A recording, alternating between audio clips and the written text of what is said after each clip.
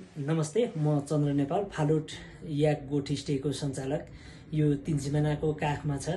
आज हामीहरू यो फालेलुङ पर्यटन महोत्सव, दोस्रो फालेलुङ पर्यटन महोत्सव मनाउनको लागि, यसको भव्य तयारी गर्नको लागि यो तिनसिमाना जनसेवा समाज आयोजक संस्थाको अध्यक्षसहित पदाधिकारीज्यूहरू र चाहिँ वडाध्यक्षसहित हाम्रा जनप्रतिनिधिहरू र चाहिँ यहाँका होमस्टे गोठीस्टे व्यवसायीहरू समेतको एउटा अन्तर्क्रिया छलफल, यसलाई कसरी भव्य बनाउने भन्ने बारेमा चाहिँ एउटा महत्त्वपूर्ण छलफल भएको छ।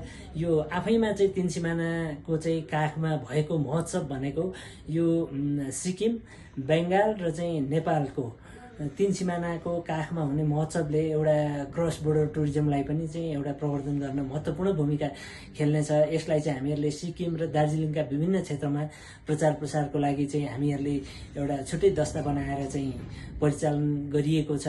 अब यसलाई चाहिँ सबैजना यो राष्ट्रिय अन्तर्राष्ट्रिय रूपमै यसलाई राम्रो बनाउनको लागि यहाँहरूको पनि महत्त्वपूर्ण भूमिका हुनेछ। यहाँहरू सबै आइदिनु हुनेछ, हाम्रो हार्दिक अनुरोध छ।